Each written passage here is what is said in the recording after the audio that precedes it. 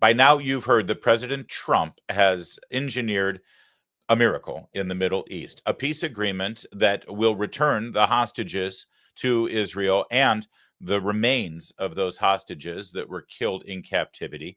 Hamas disarms, they disband, and Israel withdraws from the Gaza territories.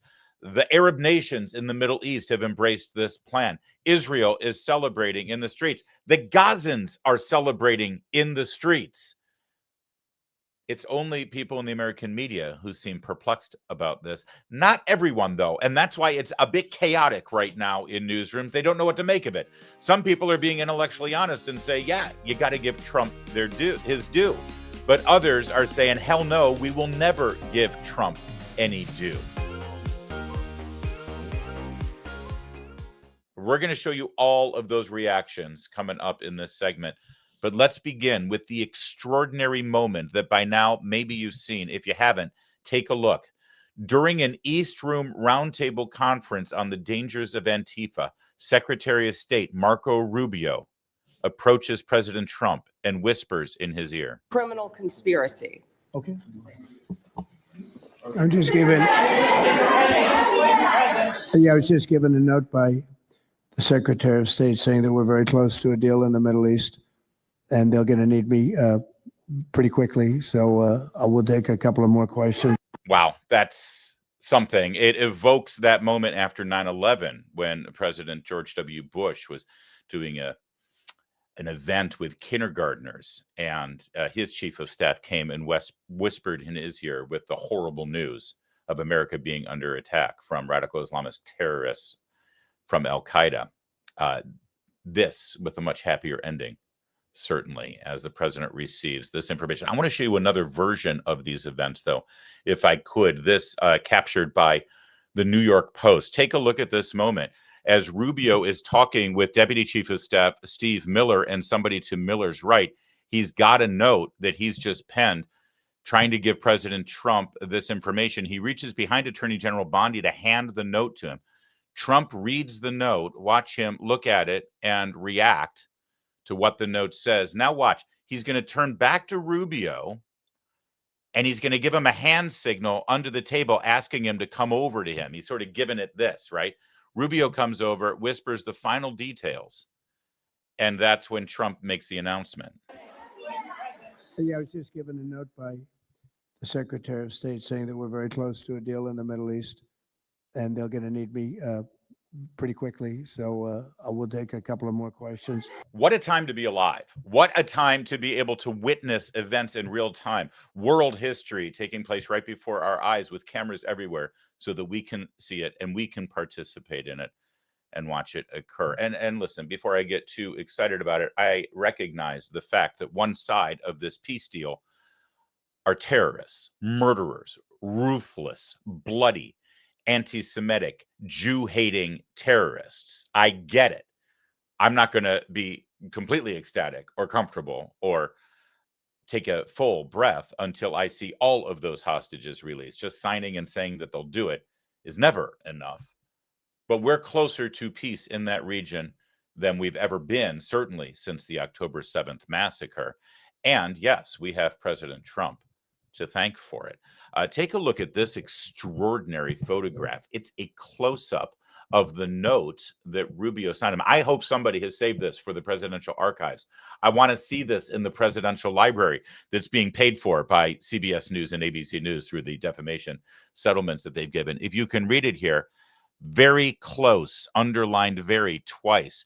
We need you to approve Truth Social post soon so you can announce deal first. It's extraordinary.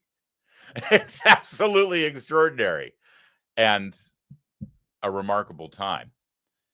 How remarkable is it?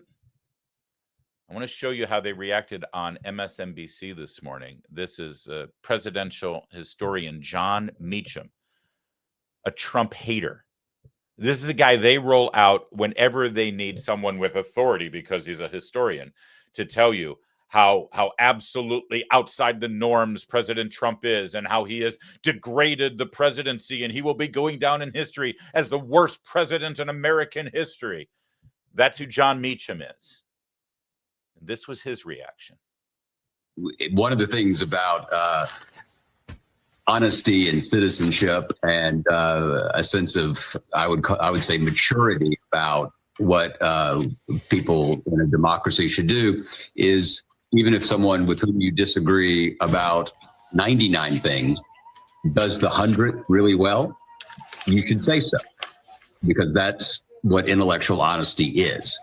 And so all credit to President Trump and his, as you say, unconventional team. But if he takes an unconventional team, that's fine, right? I remember once asking the senior President Bush after something terrible had happened. It's a sign of something that I can't remember what it was after he'd been president. Something had happened in the Middle East.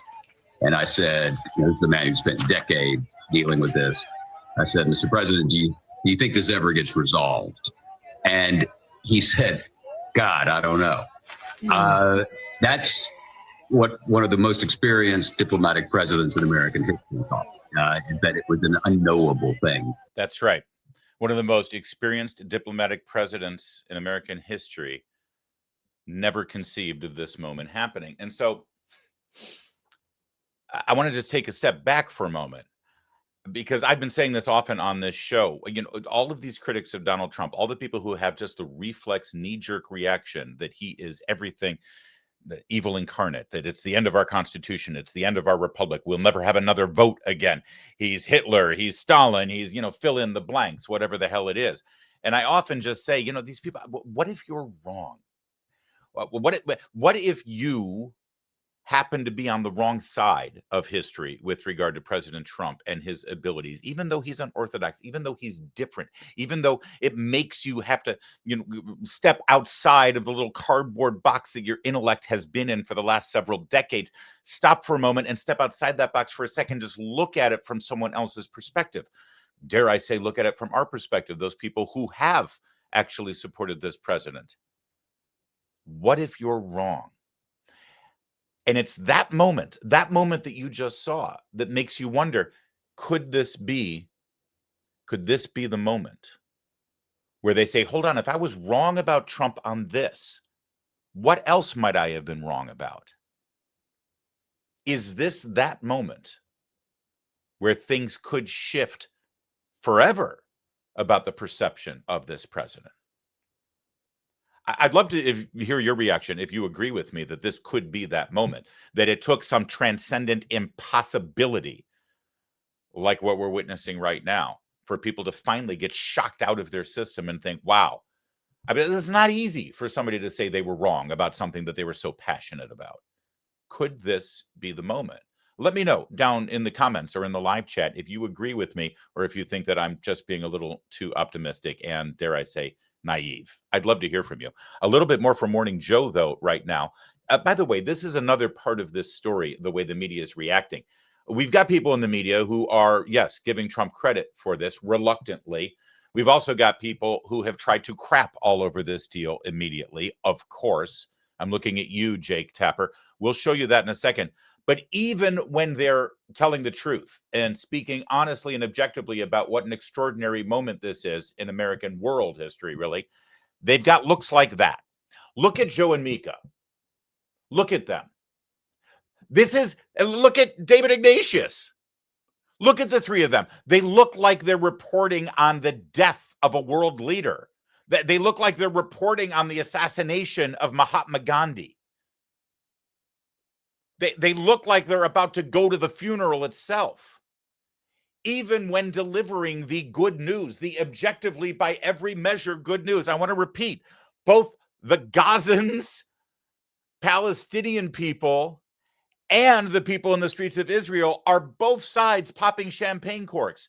Both sides of this war are praising Donald Trump. He got Israel and the Palestinians and Saudi Arabia all to be on the same page, and all of them walk away thinking that they got the good end of the deal. And look at how it's being reported with their expressions on their faces, like they just sucked on a lemon. It's an extraordinary thing. Watch David Ignatius now, Morning Joe. the deal that President Trump is announcing played a key part in negotiating. It is a significant change. This war was blocked for 2 years. President Biden, who preceded him, was unable to find a way to stop it. President Trump found that way by being tough on both sides. And he'll take a victory lap for sure over the next few days, but it's deserved. There's no way that I can see that this would have been done without Trump's pressure in the final hours. Make no mistake, when you hear the tone, when you look at his face, he's pissed about this. He is, again, I want to extend as much grace as possible. He might not be pissed that the killing has ended. He might not be pissed that there's peace, but he's pissed that he have to say out loud that Donald Trump deserves credit for it, that it wouldn't have happened had Donald Trump not won the presidency. He's pissed about that, and he can't hide his anger. He can't hide his rage. How extraordinary is this moment? I mean, this guy, Dan Goldman, Trump derangement syndrome patient A in the House of Representatives, led the charge on impeachment A and B. Dan Goldman, last night on CNN. This was not doable when President Biden was in office. I think the biggest problem that the President Biden had is there was no pressure from Qatar, from Turkey, from Egypt. They were actually facilitating in many ways what was going on. And that is really ultimately how it all came together. So, I mean, but I think by saying that, it's sort of an acknowledgement. Trump has changed that dynamic. Absolutely. Yeah, no, I think absolutely. that, I mean, he's clearly. I don't know how he, changed you know, and I think there's a lot that remains to learn about what prompted that change. But I do agree, yes, so, somehow, some way that changed. Somehow, some way that changed. Okay. Dan, listen, I appreciate you giving that little crumb.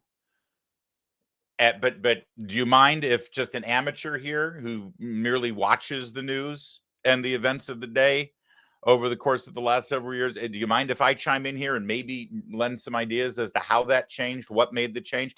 Gee, so you say that the problem here is that Qatar and the other countries in that region who were propping up Hamas and even in some cases funding them, how they suddenly withdrew their support from Hamas. And how did that happen? Well, I don't know if you know about this, Dan. I know you're just a member of Congress and you're heir to the Levi fortune and you're a lousy lawyer and all you do is, tweet and do TV appearances. You don't have time to watch the news. But President Trump sent the United States military on one of the most extraordinary missions of our time. The Air Force, B-2 bombers leaving the state of Missouri and flying halfway around the world, along with a submarine in the Persian Gulf, hitting Iran's nuclear facilities, within a quarter of an inch accuracy of hitting them after flying around the world without them even knowing that we were coming, because that's what stealth bombers do.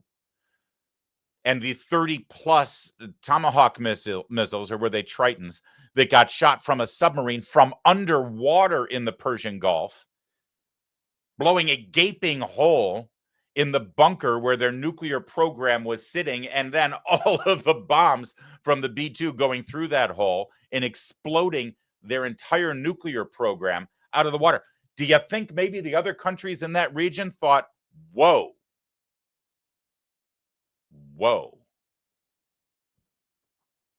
I guess they could really hurt us if they wanted to? And that guy sitting in the White House, he's not beholden to the angry mobs on the streets at Columbia University or the deep-pocketed organizations that are funding our efforts in the American left-wing organizations that we fund. Suddenly, we've got a guy in the White House who is ignoring the left-wing pro-Hamas maniacs. And, oh, by the way, he'll give the green light to bomb Iran with that kind of precision.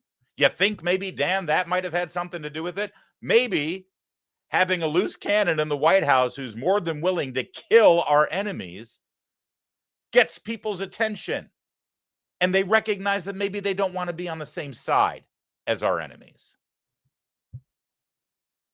Sorry, Dan, that you didn't kind of put those pieces together and connect those dots, but I assure you that was a big part of this. I assure you.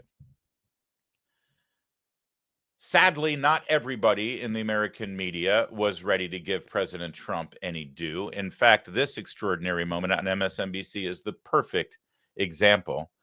Rachel Maddow, who is I'm so sorry, that's Chris Hayes. It's a simple mistake. I apologize. Chris Hayes with Congressman Ro Khanna, who I'm told is, a moderate, reasonable Democrat. Well, they decided to wax poetic about the fact that it was really Joe Biden who deserves the credit. I'm not joking. According to them, Joe Biden really laid the foundation for this peace deal. Trump just went in and messed it up and then decided to announce it now so that he could get credit. I'm not kidding.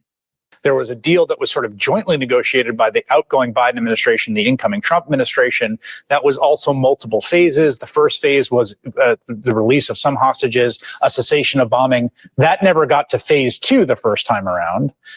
Instead, the war continued after that. So your point is well taken. Do you think there's a role to? Do you worry that Trump wants to get the Nobel Prize on Friday? Sort of. I mean, I really don't mean that as a joke. I mean, the Hamas negotiators even talked to DropSite, which has been reporting on this on the record, saying they know that the Nobel Peace Prize matters.